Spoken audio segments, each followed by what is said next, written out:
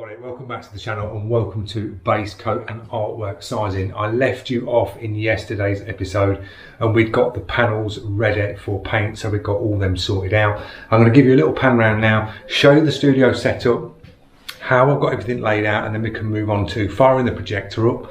I'll show you how to get the image across and size it up, and then we can move on to some base coat. Let's have a look. See, we've got the easel in front of me here with the panel on.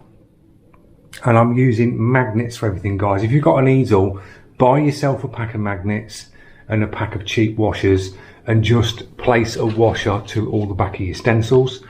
So you've got them all to hand round you. We've got the eraser. We've got airlines that have just got a bit of magnetic on them, so you can just put your airlines up. So everything is set out. We've got the TV screen for working across. I've mounted some wooden bits to the bottom of the easel, so the panel sits flat. A little bit of tape on the top, stop it falling forward, so it's all secure and leveled up. So when we put the projector on, which is just here, made a projector stand, and we can move the projector in and out, size it up. Camera with tripod. This is all the stuff that you sort of don't see when I'm doing filming. You've got the camera as close as I can get it sort of here, so you can see as much as going on as we can. It's really awkward when you airbrush with a camera. You've either got to have a cap cam, but then you're way too close because you're leaning in for detail and the camera's sort of here and it just wouldn't look right. Or you've got to have it to your left or your right. So I always tend to have it to the right side because I'm a left-handed painter, so I can get the camera as close in so you can see what's going on. We've got the carousel bit with all the paints on, so I can just lean over that side for the paints. This side we're going to have tablet, cut mat, cutting things, application tape, paper towel at the back there, fine lines, 2 airbrushes today. We've got the Creos PS290 and I'm going to use the iWater side feed, the HPC Plus on a 0.2. So that's the brush I'm going to be using for the artwork. So everything's set up. We'll fire the projector up. I'll get this set up now and then we'll see the image across. Now this image might be a bit flickery because it usually is when you've got it on camera. You'll just see like a flickered image. You have to really turn the lights out as well, the 2 lights at the side, so it'll be quite dark. But we're going to size the image up as big as I can get it just here. So we'll get the projector fired up. I'll see you in a minute. Right, we've got the projector fired up. This image is going to look a little bit dark for you guys when you see it on camera because we've got the outer lights on. When I'm doing the projecting up, normally I turn the outer lights off and it puts full brightness to what I'm working on. But just for sort of this light to show you how to project up and get across to a panel, you'll see the car clear enough. So the actual thing that we're working from is a tablet, and that is the image that we are doing on the side. This is Ashley Sutton's Ford Focus. It's the Napa Focus. So you've got this on a track and I've projected this across to the panel. So that's the car on the panel, nice and clear, and this will be a lot clearer when I turn the lights off because it will make it brighter. So that's the sort of size that we're going to go for on this panel, guys. Now we've got, because this is like a bubble panel, you've got 2 curves and you've got a curve here. When you start putting artwork across to curves, it can distort it. You really want to hit it on the flattest of the panel as you can. If you start pulling the car across here, it'll just stretch the image out and curve it around these corners. So I've brought the image in to like the flat, both sides. What I'm going to do is I'm going to soft edge this curve here and do this whole section here in white, and then we can do all the colours. We put the track in, we can do this little bit of background here, that's part of the barrier, and then you've got a little bit more that sort of curves up here. I can drop a bit of colour in here, which will probably be a little bit more greenery, but we'll do the whole panel in here for image. So that's what I'll be working from. Now we could do this 2 ways. We can soft mask this outer, white the centre, and then I could go straight in, which I might do, will be to project the car up like this and then go in and pencil all these pieces in. So I've got a penciled outline and then just work straight in. I think that's the way I'm going to go, and I'll be using fine lines. I could fine line around the edges like this to make it nice and tight and sharp. The rest I'll just go in freehand. If I need to do pieces like this with the logos, what I'll do is I'll put application tape on here, trace these through, cut these out, cut these ones out, these little ones here, all where I need it really sharp on this car. I can do it that way and paint it sort of that way. So this is the image we're going to go for this side. I'll get the projector set up and I'll show you the image we're going to use for the opposite side, but it will be on this panel. Next image up, so you've got to imagine this one being on the opposite panel. So that's what we're going for on the opposite panel. So it's the car again, but face on coming down the track. So we will fine line, soft mask the bubble edge out here. We can do all the sky colour in here, and then we can drop the car in. So you'll have the car in, and then we will have text.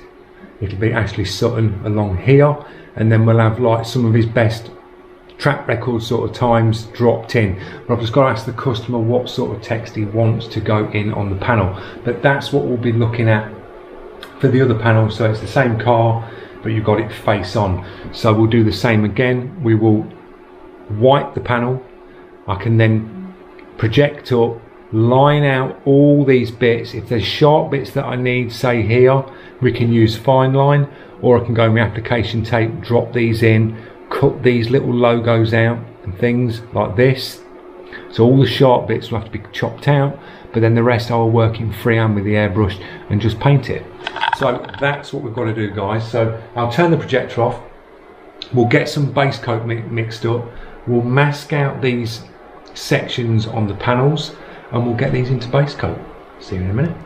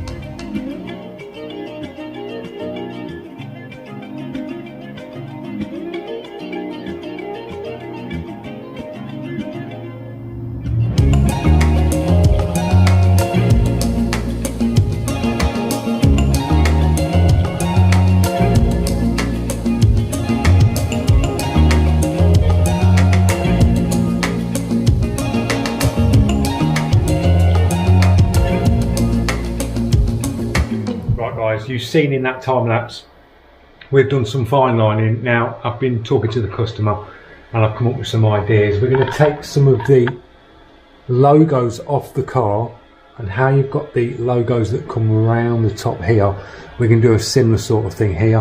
I'm going to do the hexagon in white. I'm going to do a hex pattern in this piece here coming up into a fade, and then we're going to go quick fit Goodyear and put some of the text on this band here. So this outer pin line is going to go white with a hex design coming in across it, and then the hex fade through here. Then we're going to do a yellow pin line along here, which will blend into some of the yellow with the car. We'll have the image in the center, and that will just line this out. You've got your outer blue, and you'll have your inner blue underneath with your text over the top. So that's what we're doing. A little bit more time consuming. I've got both the panels pin lined out, so quite a fiddly bit of pin line and masking, but we're there. So I'm just going to use the airbrush with some white, drop a pin line in on the outside, drop a white, and then drop some yellow over the top on the second pin line. Then we can demask this center, re-pin line up and mask out the yellow, and drop white in on the inner to do the artwork on. We'll get this done on both panels, and that will wrap it up for today for the base coat and a little bit of pin lining. So I'll see you in a minute.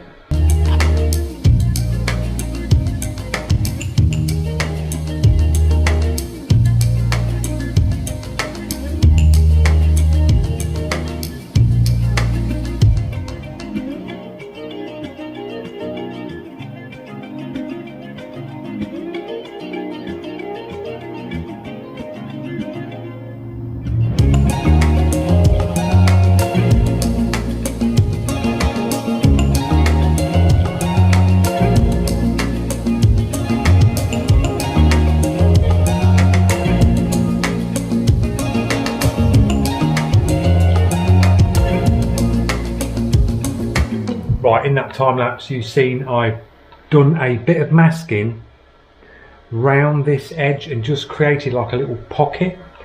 Just done some raised masking sort of here and went round, and that just keeps the overspray from hitting this white line along here, because we want the white one.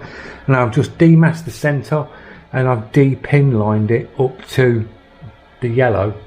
Now what we've got to do is let the yellow go off, drop some fine line over the top of the yellow, mask out the outer, and then we can white the centre on this one. Done the same to this one, demasked it, took the pin line out on the inner, we'll re-pin the top of that and then mask off the yellow and the white, and then we can do the white centres on here. So it's a little bit tricky on the masking, but once this bit's done I can let the base coat go off for a day, what we're dropping on the centre, let that cure right down, because we're going to be penciling over the top of this, and that'll be in tomorrow's video. So I'm just going to let this yellow go off because I went with the solvent white.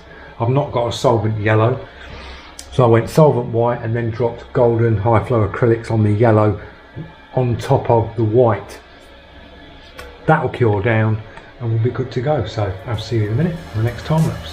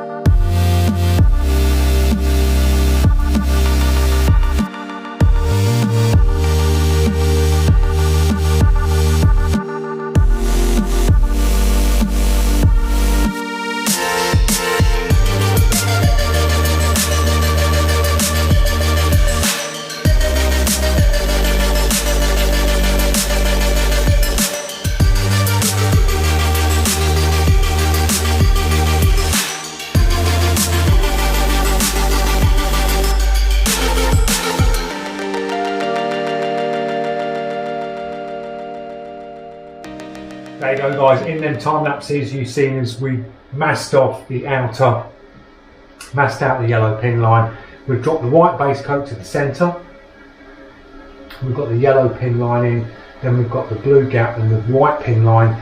So tomorrow's video is going to be airbrushing number 1, the artwork on this side.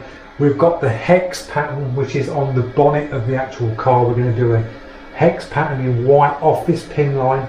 So this pin line will merge into hex pattern going up and then do a fade out down here, and then we'll have like the Goodyear Quick Fit logos coming in this band here, coming round, going back into a faded out hex pattern coming round, and then you have the artwork in the centre.